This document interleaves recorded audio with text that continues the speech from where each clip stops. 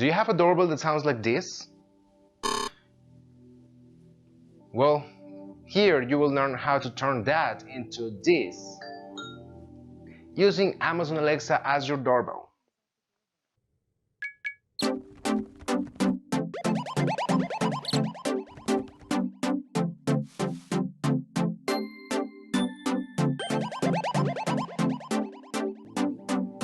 Hello everyone, welcome to my new video. My name is Sosa. I work in IoT for smart home and smart cities, and I love home automation. And today I want to show you how you can turn any annoying doorbell that sounds like this into a beautiful sound that will play from all your Echo devices and sounds like this. And the components you will need to build this will cost you less than $5.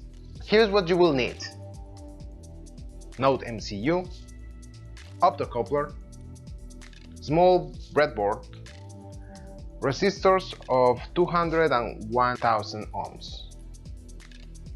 First, I will show you how I did the process with my doorbell, and hopefully it will be very similar with the one you have. If your doorbell has a 5-volt output, you can use this to power the Node MCU. If not, like in my case, you will need to use an external cable to provide this 5-volt input. The optocoupler is a device that allows to transfer signals between two isolated circuits. We will be using this to protect the MCU from any voltage peaks that could damage it. We will disconnect the current buzzer and connect the pins to one side of the optocoupler. By doing this, every time the doorbell button is pressed, it will activate the inside LED of the optocoupler, and this will allow the current flow in the other side. We will connect to the other side one digital input from the MCU to recognize that the button was pressed.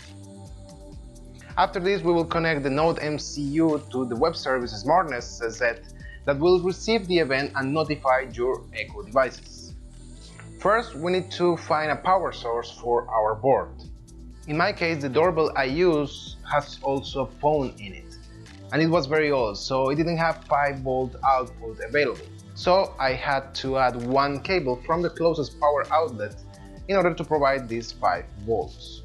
First, connect the optocoupler and the 200 ohm resistor to the pin number 2, and then connect the buzzer signal to the pins 1 and the second ending of the resistor. Make sure the polarity is correct. If your device has no labels, you can check this by connecting a voltmeter to the cables and ringing the bell, and then see which cable is positive and which one is ground. After connecting the buzzer pins, you will need to connect the Node MCU to the other side of the optocoupler by connecting 3 volts to the pin number 5. Then connect the 1K resistor between pin 4 and ground, and connect also a digital input to the pin number 4. In my case, I will use the digital input number 5 from the Node MCU. Go to your dashboard at Smartnest.cz and create a new device of the type doorbell. Then open your Alexa app, and if you already have the Smartnest skill linked, you can start the discovery process. Alexa will discover the new doorbell device, and there you will be able to configure what sound would you like for it.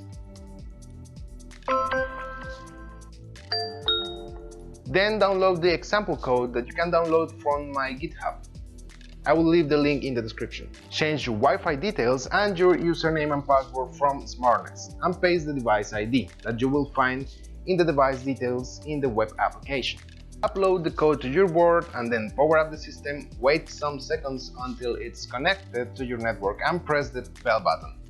And you will hear Alexa announcing that someone is at the door.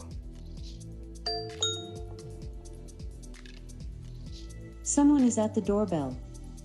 If your doorbell has also a button to open the door, you can go even further and add a relay that you can control through Alexa using Smartnest. So you would need to create a second device in your dashboard at Smartnest.cz of type lock. Also, you would need to change the code a little bit, but I will add this example also to my GitHub.